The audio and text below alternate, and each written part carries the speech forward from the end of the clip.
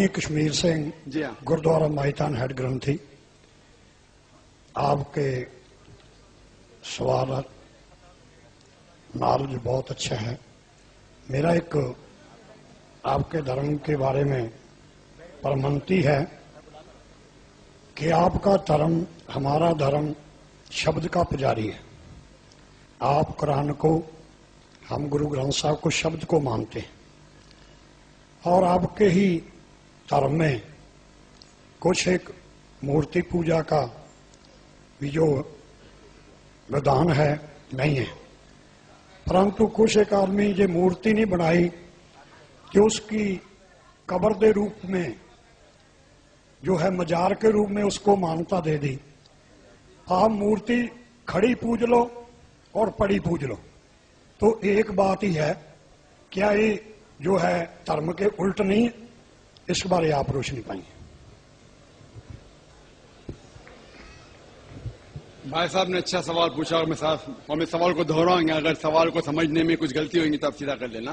भाई साहब ने पूछा कि बुद्ध परस्ती गलत है, उनके मजहब में भी गलत है, हमारे मजहब में भी गलत है।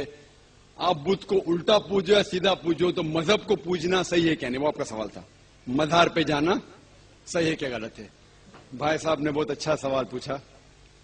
इसीलिए मैं कहता हूं कि इस्लाम को जानने के लिए मुसलमान को मत देखो, कुरान और हदीस को देखो। कुरान में कहीं भी नहीं लिखा हुआ है कि मजार बनाओ। यहां तक कि अल्लाह के रसूल मोहम्मद सल्लल्लाहु अलैहि वसल्लम ने कहा कि कोई भी कब्र पक्की नहीं होना चाहिए, अगर पक्की है तो उसको जमीन से नष्ट करना चाहिए। सही बुखारी की हदीस है कि अगर कोई कब्र पक्की है तो उसे जमीन के लेवल पे लेके आना चाहिए। मजार को पूजना गलत है, हराम है। मैं जानता हूं कि कई मुसलमान अनजाने में इल्म की कमजोरी की वजह से वो मजार पे जाते हैं। और मेरा ये कहना है कि बहुत सा कल्चर जो है, ये कल्चर हमारे जिंदगी में आ जाता है, और हमारे बाप दादा पहले कहीं ना कहीं हिंदू तो होंगे, तो हमारे बाप दादा जाते थे मंदिर, तो अभी जा रहे हैं मजार में। आस्ते आस्ते तब्दीली आ रही। तो मेरी दरखास्त है कि अगर आप इस्लाम, इन भाइयों से जो मजार जाते हैं, मुसलमान भाइयों, मजार पे जाना बिल्कुल गलत है। मोहम्मद सल्लल्लाहु अलैहि वसल्लम ने कहा कि आप कब्र पे जाओ। अगर आप कब्र पे जाएंगे तो आपको ये एहसास होगा कि आप कभी ना कभी मरने वाले हैं, तो अल्लाह पे और यकीन करेंगे, आखिरत पे यकीन होगा। तो कब्र पे जाके उनके लिए दुआ करना सही है। जो आदमी मर चुका है उनके लिए दुआ करो, उनको दुआ नहीं कर सकते। You can pray for them, not to them. मतलब उनके लिए दुआ कर सकते, उनको दुआ नहीं कर सकते। आप समझ रहे? वो बेचारा शख्स मर गया है, अच्छा शख्स था, उसके लिए दुआ कर सकते, अल्लाह उसे जन्नत फिरदौस दे, उन्हें नियामत दे, उन्हें माफ करे, वो तक ठीक है। लेकिन जाके ये बोले कि मेरे एग्जामिनेशन में मेरे नंबर कम है, तो बाबा नंबर अच्छे कर लो, ये बिल्कुल हराम है। शिफा, कुरान मजीद में कम से कम 25 आयतें हैं जिसमें लिखा है शिफा।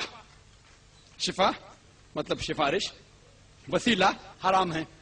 2 आयत में लिखा हुआ है सिर्फ उनको इजाजत है जो अल्लाह ताला आखिरत में उनको इजाजत देंगे, वो मोहम्मद सल्लल्लाहु अलैहि वसल्लम आखिरत में।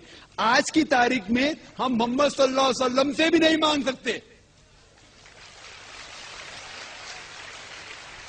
बाकी लोग को तो छोड़ो, संत और बाकी बाबा लोग को छोड़ो, मोहम्मद सल्लल्लाहु अलैहि वसल्लम को भी मानना हमारे लिए हराम है।